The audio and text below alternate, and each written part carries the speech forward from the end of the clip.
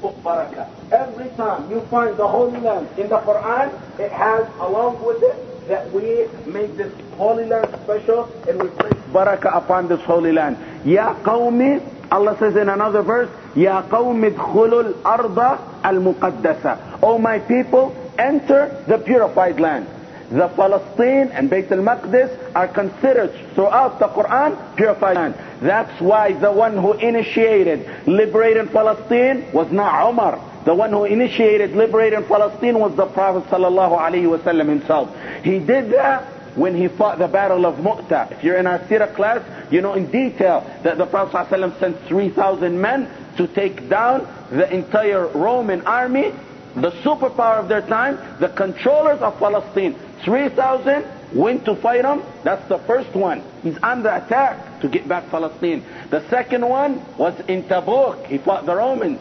This is all pre-introduction to liberating Palestine. He's raising heroes. It doesn't have to be in his time, but he's raising heroes. The third one was the army of, who can tell me?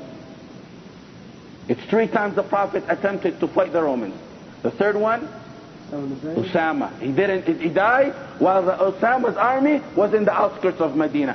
3 times, who was he fighting? The ones who conquered Palestine. And I always say, whoever rules Palestine rules the world. The Romans ruled it, they ruled the world. The Jews rule Palestine today, they rule the world today. That's why we have to rule it, because we're the ones who really need to rule the world. This is the first point. Abu Bakr came. You think Abu Bakr let down what his teacher taught him? He on the same thing points Abu Ubaidah radiallahu an. This is from a cold, it's not from the water. He points Abu Ubaidah and Amr to expand throughout the Muslim world. And they go out throughout the whole Muslim world, and he sends the army of Usama.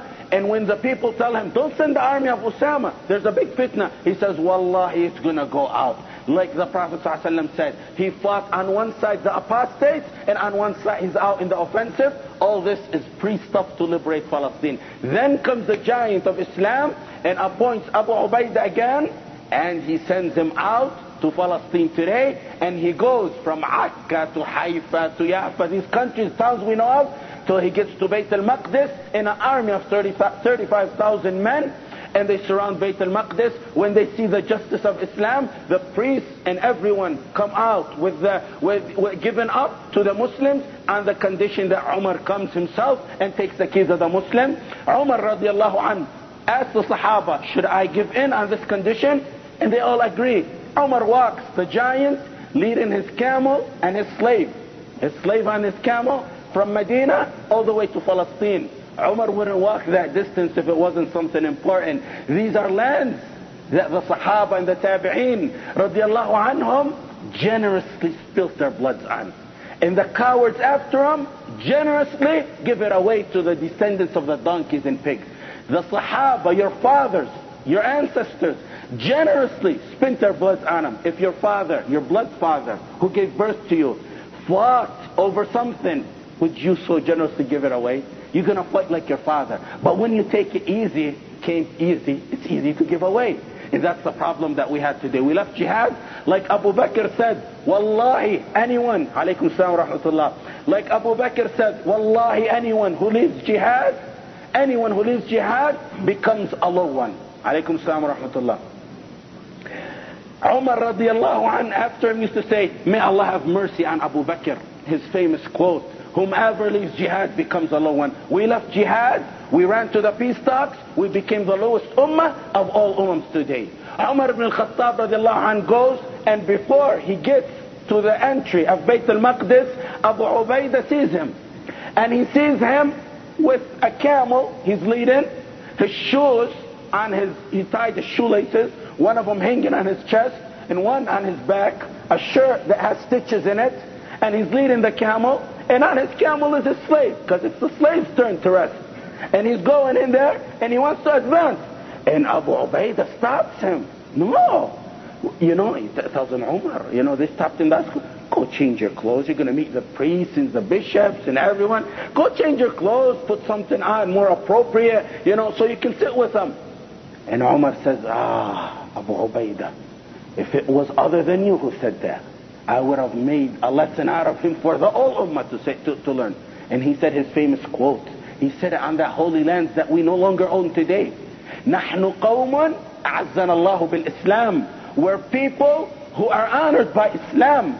If we choose anything, nationalism, secularism, United Nations, United States, the Russia, whatever it may be, if we choose anything other than Islam to honor us, Allah will make us the lowest ones. And that's what happened with us today. With honor, he sits and meets with the leaders, he takes the keys of Palestine, and it's time for prayer. Does he say it's a big important meeting? I'm having a huge meeting, I gotta pray now. And he wants to pray. They tell him, the leaders, out of respect to him, they say, Omar, you can pray in the church. And he refuses. He doesn't refuse because it's haram to pray in a church, but rather he refuses because he's just with the Christian. I say from our history that we talk about, no one can lead this world. I say this and keep it in your mind. Not the United Nations, not the United States, not anyone else can lead the world but the Muslims. Why didn't he pray in the church?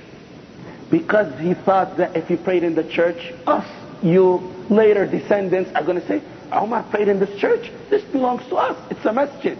He wanted to keep it for them. Yeah, you can worship. We established freedom of religion before they even knew what that was all about. We're the ones who did that. Yes, you have a choice to have any religion you want. But at the end, we also believe you're going to be in hell if you choose other than Islam. In this life, be a Jew, be a Christian. It's your option. We don't force anyone by the sword to say, Ashhadu an la ilaha illallah. The world must be under la ilaha illallah. The rules that govern us, la ilaha illallah. But under that, you have the right to be a Christian. You have the right to be a Jew. Then Umar wrote what was the Umayyad rules. These are the Umayyad rules, and he gave everyone their rights, and they lived in peace, and the Ummah lived in peace after that. Khulafa, Ibn al-Mubarak, Harun al-Rashid, they all lived in peace. In fact, Harun al-Rashid allowed the Jews and Christians to rebuild, not rebuild, refurnish and redo their churches and their synagogues. Harun al-Rashid did that. In their churches they can worship as they wish. And the days went on, and the Ummah went astray. And as the saying goes, the philosophers say, history repeats itself. Allah said in the Qur'an, سنة الله التي قد خلت من قبل ولن تجد لسنة الله تبديلا. We throw the talk of the philosophers in the trash, but Allah did say in the Qur'an, Sunnah of Allah goes on and repeats itself. What happened? Approximately 490 years after the death of the Prophet sallallahu alaihi wasallam, the Ummah became like it is today. Everyone went power, like I told you yesterday. Everyone has a small section of this world, small neighborhood, and he considers himself a Khalifa and a Sultan and a king. And it's all small towns. Everyone wanted leadership. Everyone wanted wealth. Everyone left the worry of Islam behind their back until what the man we're talking about came today. Not this one, but rather the one yesterday. Imad Nuruddin, the son of Alaykum Salam Rahmatullah. Imad al-Deen, the son of Nuruddin, the son of Imad al-Din Zinki, Rahmatullah alayh. He raised this man, and I told you yesterday, Imad Nuruddin built a huge speech ladder. And that speech ladder, he said, I built it. He built it in Syria. Palestine is way far away from Syria. He built it there, and he said, this speech ladder we're going to give a khutbah on in the Aqsa itself. Keep your goal like that. Keep your goal like that. We got to pray in the Aqsa. It's our aim, inshallah, in our lifetime, to liberate Palestine from the filth of the Jews and their oppression out of Palestine. Yes, Salah ad-Din is a young man. I'll tell you one thing about Salah ad-Din, his wealth. I tell you, he died with 1 dinar and 40 dirham. Just pay attention to that. Salah ad-Din died, and his wealth, when they opened his closet, 1 dinar and 40 dirham. You know how many kids he had? Anyone want to guess? 16 kids. 1 dinar. That's like having 10 cents in your closet. Was he cheap? Was he poor? I tell you about him, you're going to find about this miraculous man. This miraculous man who didn't worry about his gain, his fame, nothing about himself. I'm living. Salah ad-Din put in between his eyes, I'm living for Islam. Why? Because his father raised him. His father was Imad al-Din, raised him like that. His uncle, the same way, a giant of Islam, who led armies to its victory. And of course, most of all, he's a twin of his teacher, the one we talked about, Deen, yesterday. When you got pious people like that, I tell you, you can only bring pious and victorious people like Salah radiallahu anhu. His wealth was 1 dinar, 40 dirham, 16 kids. He was taken after his leader Umar, his great-grandfather Umar, who seen one time his son eating meat. He slapped him, he told him, "Get up! You eating meat? Why are you eating meat?" He said, "I desire meat." The son ran away. Then after his father calmed down, he came back, he said, "Is it haram to eat meat?" He said,